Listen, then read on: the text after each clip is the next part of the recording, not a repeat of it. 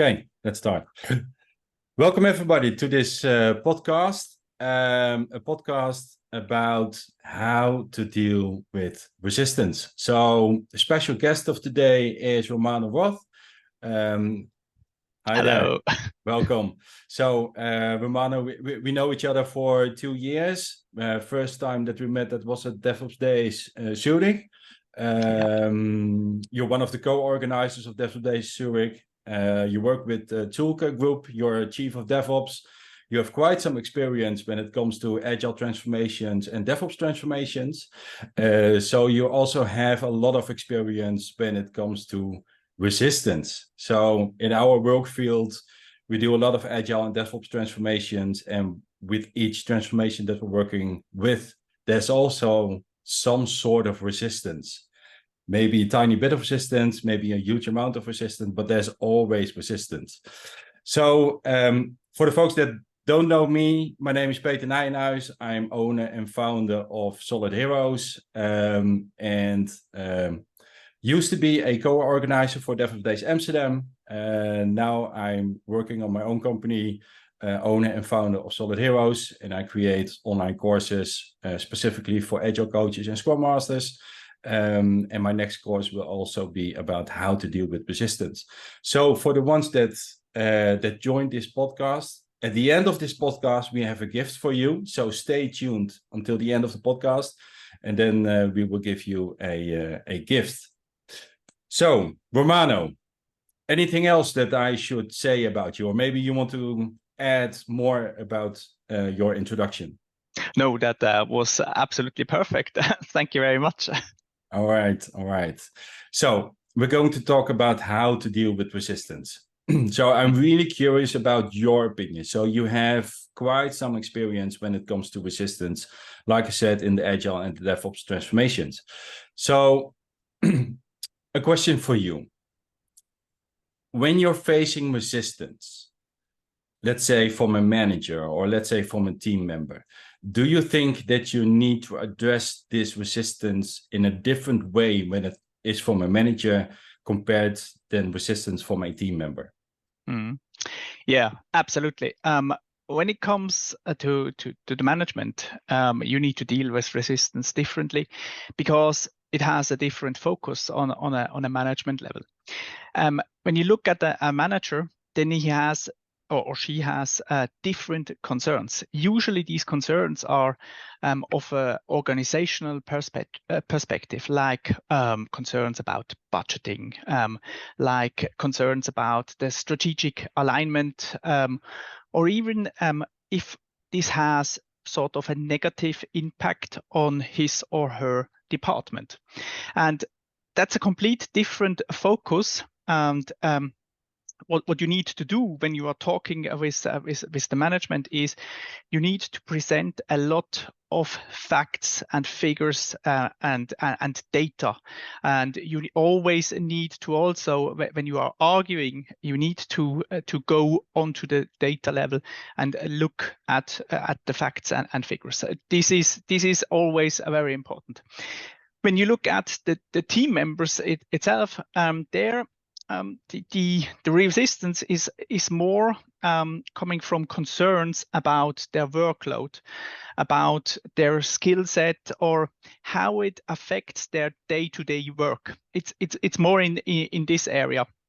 So there you need to have a lot of empathy, but of course also on the management level you need to have that empathy. But it is more on the empathy side. And what is really important on the employee side is to have a clear communication and also show them what are the benefits, what is in it for me or for them. That's very important. And there you need to take them onto that journey together with you. Okay, clear. So when I'm taking a look at my career and how I have dealt with resistance, so I totally agree with you that you should take a different approach when you're talking to a manager and when you're talking to a team member or an employee. But what I've experienced is that especially when you're facing resistance from a team member and you're going to be transparent and you have open communication, that still doesn't take away the resistance. So what I've experienced is that you have to invest a lot of time in identifying and searching for the cause of resistance. So if someone is afraid of losing their jobs, that requires a different approach than the person has some fear of losing control or maybe a lack of understanding. And that requires a different approach. Yeah. So do you have that same experience? Absolutely, absolutely, and I have that quite a lot. That people have the fear of losing their job, or even losing the control about something, or just going out of the comfort zone. Because usually, what you have is people. They have sort of made their habitat where they are in there, and it's quite okay, and why should they change? And I agree, it is different. What I usually do is I use the methodology of having a sort of a trade-off analysis, where I show up what are the options, because one option is always to stay where they are, or what they are doing, and not going on to the journey. And of course there is also the possibility to change to another department, or to change the company, and then we can go through some criteria, and then we can have a look what is the best option for that person. But I completely agree, and the different resistance need different approaches, how you are going to deal with them. Yeah, absolutely. Yeah. Okay. And when you take a look at the approaches that you took when you were facing resistance, did you also adjust your communication style and the choosing of your words when you're facing a manager with resistance or an employee with resistance? Yeah, you always need to adjust how you approach that, on what kind of role the people are. I don't know if that is a sort of something that is common, but there is a sort of a framework out there where you categorize people with colors. You have the red color people, which are quite which are like they are very really tough and direct, and then you have the blue people. They are very analytical. There you need number, data, facts. And then you have the yellow people, which are more like the emotional people. And I look at these things, and of course, you don't have real yellow people. There are some, but usually you have a sort of a combination of analytical people, emotional, or very tough people, and then you change your tone according to that, on their needs. What are their needs? You always need to identify, is that more the emotional person, and then you need to have sort of an emotional conversation with them, or is that more a person which wants to have number, data, facts, and then you present the number, data, facts to that person?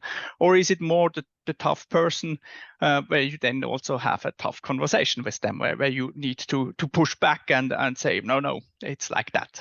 Yeah. And when you know this upfront, so you're going to have a talk with or a chat or a conversation with someone, and you already know that person will show resistance. How are you going to prepare yourself for that particular conversation? Or are you just going into that conversation greenfield and you will let it happen, whatever is going to happen? I did that, and it was not good. So to the audience, don't do that. when you know you will have resistance, you really need to prepare. That is really something which is essential. And also to the audience, you should always prepare for a meeting. It's really essential that you always prepare for a meeting. So especially when you know you will have a meeting where there are people with resistance, you need to prepare for that. You need to have your arguments. You need to have them ready. And what I always also recommend is to research sort of these people. Also ask what these people are like. Also to find out, are they more the emotional people? Are they more the number, data, facts people? Or are they more the tough people, the red ones? And then also change the tone, how you are going in there, and also have a sort of a clear structure on the meeting. What I usually do when I know that we will face quite a lot of resistance is also have a clear plan, like an agenda, and also publish this agenda, and also what the goals of this meeting is, so that it is very clear that I will lead this meeting, that this is the agenda, and these are the goals that we want to follow through this meeting. Yeah, clear. What are your experiences with that? Yeah, so I totally agree with you. So these frameworks that you mentioned earlier, so you have the two most common. You have the DISC, which is for red, yellow, green, and blue. And you have the other one that's Discovery Insights, which also works with these four colors. And a person who is mainly red, that's quite a dominant person. Yeah. So when I'm going to have a conversation with someone and I'm expecting a lot of resistance, then I first would prepare myself. So, okay, what kind of person am I going to talk to? Is that quite a dominant person, or like you said, a person who wants the figures, the metrics, and how are the process going to work, or is it a more emotional person? And based on that information, then I would use the Rose of Larry. I don't know if you know that one, but that's a framework about communication.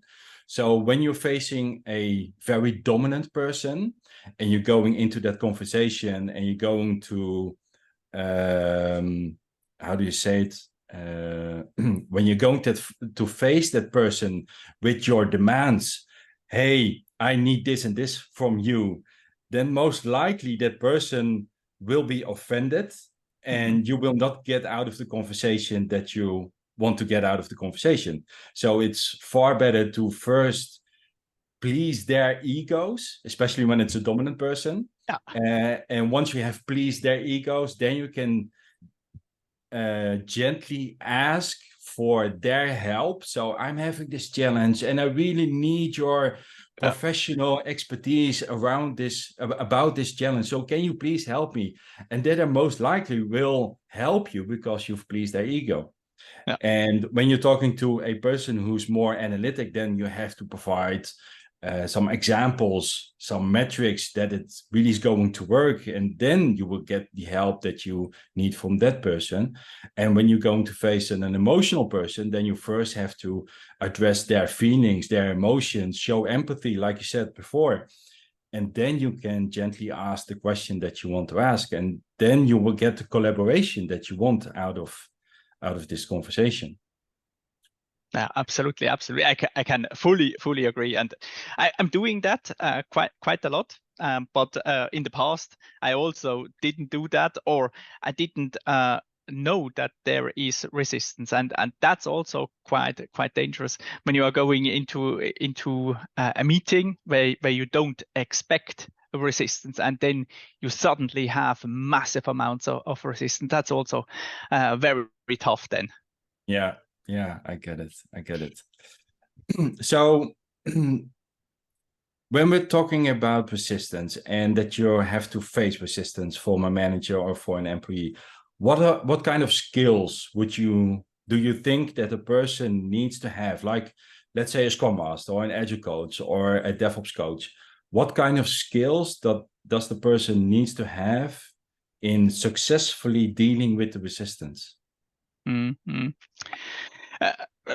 of course, this person needs to have communication skills. I think this is quite essential. When we make a little bit of a deep dive into the communication skills, then there is that so-called active listening skill, which in my opinion is a very important skill. And also in the early days of my career, I didn't do that very well. I was talking quite a lot and not listening. And it's very important when you are going in such a meeting that you are going to listen, do active listening, really hearing and understanding the perspective of the other person. So really try to sort of be that a person. It's really be in that person, understand what their emotions are, what their problems are, what their challenges are, and have that we call it active listening, and do that. I think this is a very important skill in the communication area. The second one is the skill of negotiation and also persuasion. And this is a tough one, in my opinion. It's also one where I'm not that good at. So really these hard negotiations, that's always a tough one. And of course, what you always need is this emotional intelligence, a sort of you need to control your own emotions, because what can happen is also you said it could be also that you have resistance because they have the fear of losing their job. And it can be that another person gets very emotional, and then you need to deal with your own emotion and have them under control. And the fourth thing that I would say is a problem-solving skill. You need to be able to flexibly adapt to the problems or to new challenges that you have, and really understand also the other viewpoints and come to a very good solution for the situation you're in. I would say these are the four things: active listening, persuasion, and negotiation, emotional intelligence, and problem solving. Okay, clear. So let's do a deeper dive on one of these four skills that you just mentioned, especially about emotional intelligence. So active listening, everybody can learn active listening. Everybody can learn how to negotiate. But emotional intelligence, that's, in my opinion, that's not sort of a skill, but more of a trait that someone has. So let's say I'm a person and my emotional intelligence isn't that good. How can I train my emotional intelligence? That's really a tough question. Sorry. In my I mean, I had also some difficulties with emotional intelligence. What helped me quite a lot is meditation. I do sort of daily, or at least weekly, I meditate, and this sort of helped me. It's sort of quite strange because it calms me down. And here we are coming to a very interesting thing. You need to control your emotions, and to control your emotion, you need to calm down. And one thing that you need to do in order to calm down is control your breath, how you are breathing. This calms your emotions down. So it's sort of a physical exercise which you are doing in order to control your breath. And meditation is a very good technique to train that. Of course, you can also do sports or even breath techniques. There are beautiful YouTube videos out there which can show you. I think this is a very good tactic. And the other very good tactic is sleep. Sleep 8 hours every night, because when you have less sleep, and that's something that I encountered, is when you sleep less, then you are sort of you have a very thin skin, how we say it in Switzerland. I don't know if that's correct also in English, and you get very emotional because you are tired and exhausted. And these would be my 2 points. I don't know. Do you have anything that you can do to train the emotional intelligence? Yeah, well, good question. Well, that's also the reason why I asked you that question, because I find that very hard to train an emotional intelligence. And same goes for IQ. So you have EQ, emotional intelligence, and you have your IQ. It's very hard to train that. Yes, you can train for making these exercises good during the assessment, and then you will have a higher score, but it doesn't mean that your IQ is also increasing. So you just know how to make these assessments. And the same goes for EQ. I think it's quite difficult to train your EQ. So yeah, there are a couple of exercises that you can do, and I totally agree with you that if you're going to have a conversation with someone, you really need to control your own emotions. Otherwise, you will get this discussion about who is right and who is wrong. And you really don't want to have that kind of discussions, especially when you're facing resistance. So yeah, it's very good to have your own emotions under control. But how to train your EQ? I don't know. I really don't know. I think it's very tough. Yeah, absolutely. Okay.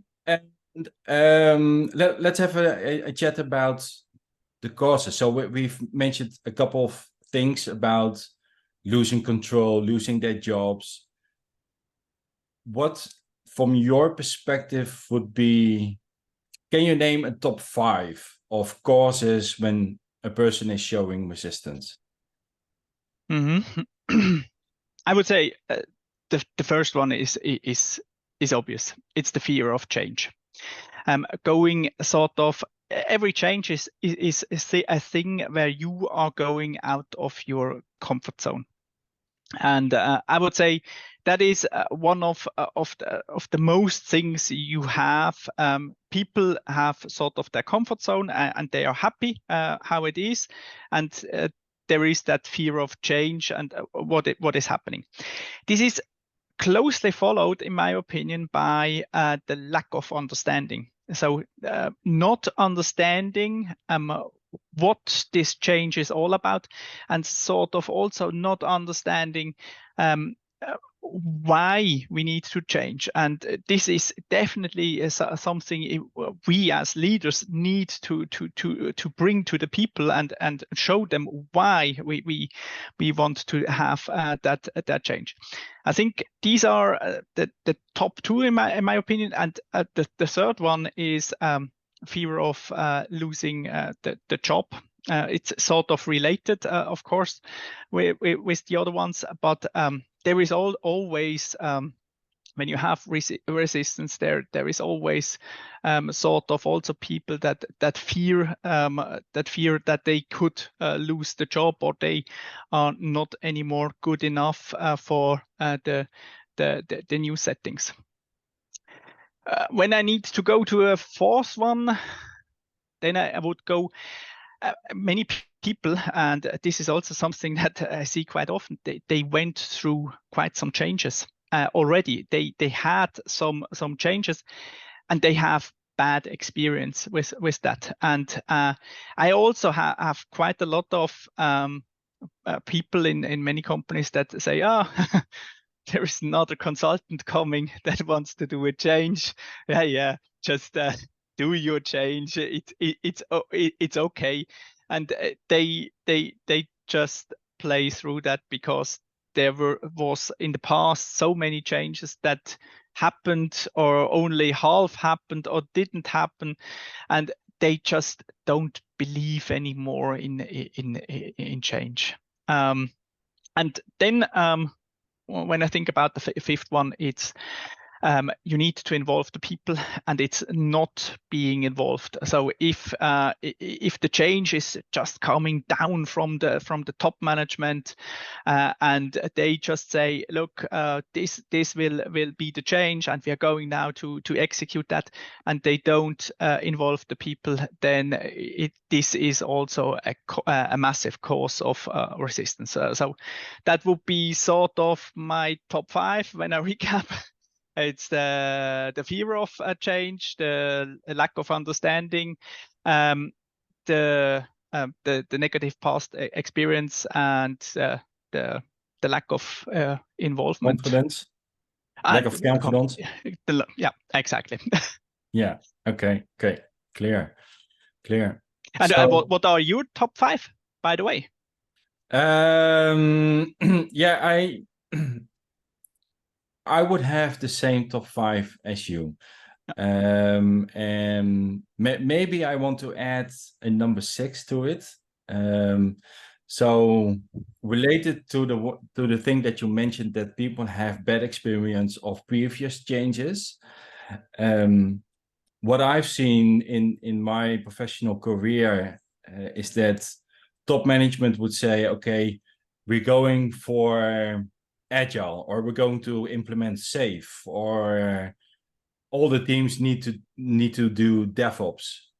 And what managers underestimate or really don't know is what their behaviors and the impact of their behaviors is during these changes. So a lot of managers say, okay, the teams have to change, or the organization has to change, but they're not taking into account that their own behaviors are key to successfully implement this change. Yeah. So leading by example, I would say that would be number 6. If you want to have a successful change and you want to deal with resistance successfully, then you as a manager have to lead by example, or not per se managers, but leaders have to lead by example. Exactly. Absolutely beautiful. I usually always say leaders need to go first. They need to lead the change. They need to embody the change. And Steve Ballmer once said, developers. I usually say leaders. It's all about leadership. That's the most important thing when it comes to a transformation, and also to resistance. Yeah. Totally agree. So I think we have come to an end of this podcast. Is there anything else you would like to mention when we're talking about this topic, how to deal with resistance? Some things that we haven't covered yet, or maybe you just want to share something? No, I think we have covered quite a lot of things. It was very, very interesting. I learned also some new things. All good. I think we covered that topic quite good. Yeah, I totally agree. Yeah, so for the ending of this podcast, like I said in the beginning, we have a gift for the audience. So I have this course, How to Deal with Resistance, and I will give you a 25% discount for this particular course.